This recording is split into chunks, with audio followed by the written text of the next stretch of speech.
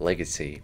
During a rescue mission between warring factions on Tasha's home planet, the crew is assisted by her sister. We begin with a poker game, where Data keeps raising against Riker, who ends up folding, and then they just toss their cards in and no one even gets to see what they had. How satisfying. And Worf thinks they might be bringing in a dangling plotline from Season 1. I suspect conspiracy.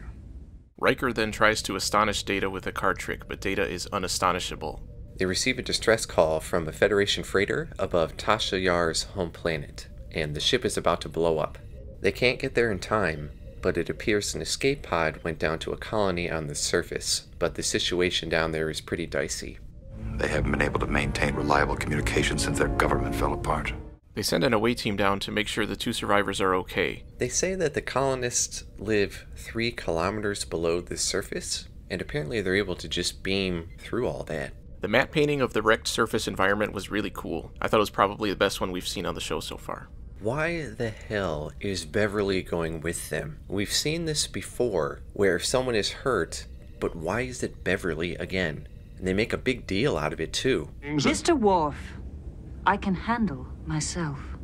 Down in the tunnels, they find a group of armed people calling themselves the Coalition, who are hiding from a group they call the Alliance. Each group controls one side of the city. Both sides have proximity detectors, so neither of them can get close enough to the other to do any serious damage. They say that the Alliance has the 2 survivors held hostage, and their leader, Hayne, acts like a huge asshole. Are you offering to help us? In return for some consideration. Phasers are in short supply down here. Our starship isn't going to miss a few. I'm going to point out here that Beverly's huge push to come down and the episode making it seem like it was going to be important was not important. Hayne hails the Enterprise and introduces Tasha's sister Ishara, who says she can guide them to the prisoners. Everyone on the Enterprise is skeptical, especially since Tasha never mentioned her, but they let her aboard anyway. And of course, the person best able to tell if she's legitimate cannot help. As for the identity of the young woman, I can't really tell. She talks to Data and seems to have a low opinion of her deceased sister.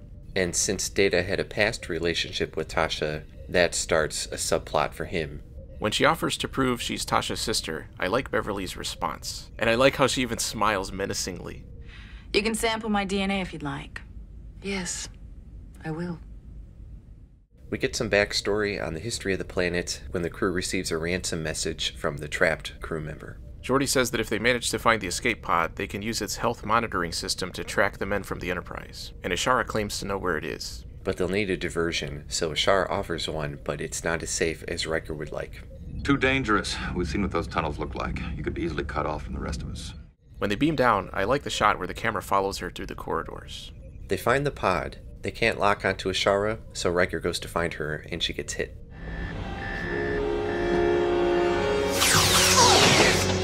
Beverly confirms that Ishara is Tasha's sister, and at this point it was a little weird that everyone starts feeling this sense of camaraderie towards her. I get that she's Tasha's sister, but they still don't know anything about this person other than that. All the talk of her being used as a leverage to manipulate the situation goes straight out the window. They just assume that because they're related, Ishara must be the same kind of person that Tasha was.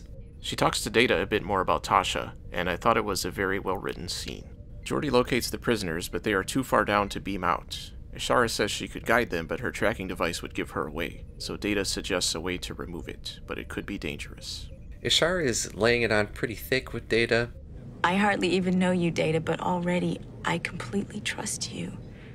And at this point, I suspected she was playing the crew, but she fools Data. And Troy, who can tell if people are lying, can't tell if she's lying. I get a sense of ambiguity from her. She goes to talk to Hayne in private. Report. It's working.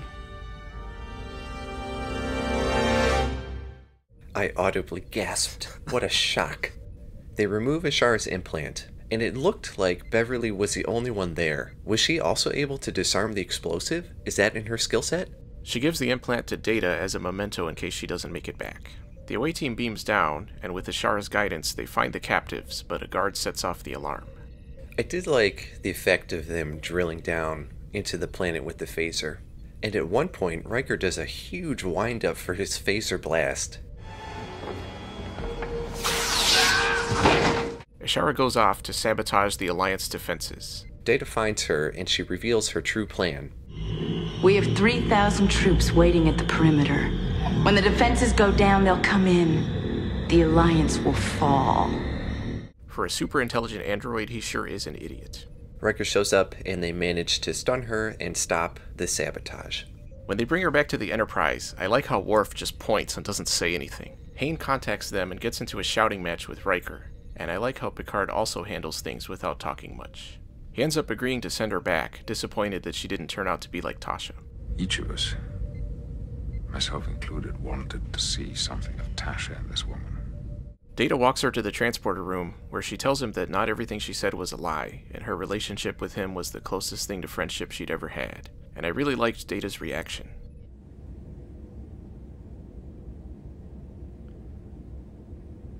Energize. I mean, as manipulative as she's been, that could have been a lie too. Yeah, but as viewers, I don't think we're supposed to take it like that. Yeah, well, whatever. Data is confused about how he feels about being played, so he goes to talk to Riker about the nature of trust. Data suggests it is better not to trust, but Riker says it's the only way to have human relationships. And after the conversation, Data decides maybe it's not worth it and contemplates using the bomb from earlier to spare himself from future betrayal.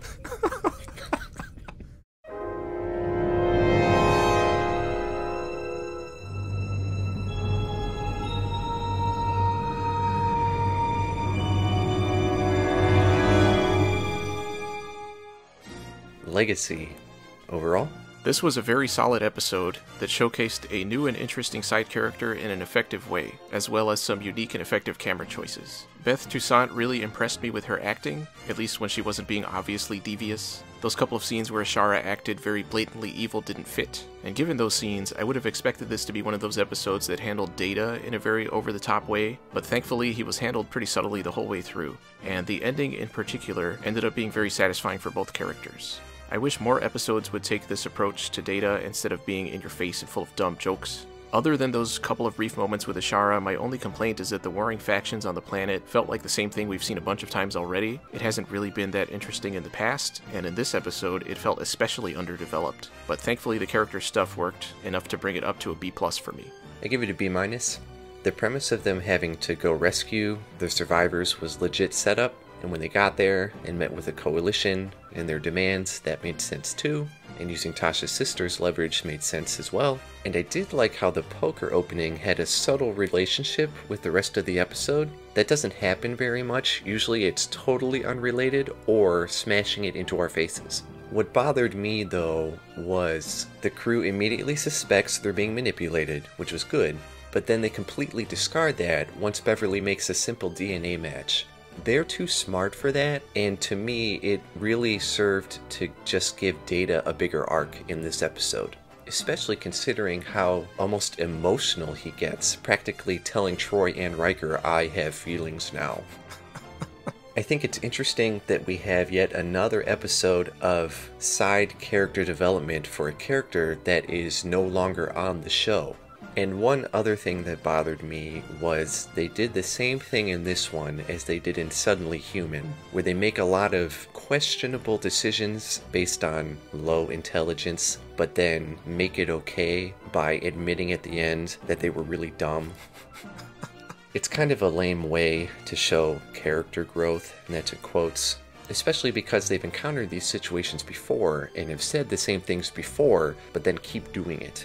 So hopefully it won't happen again, but it will probably happen again.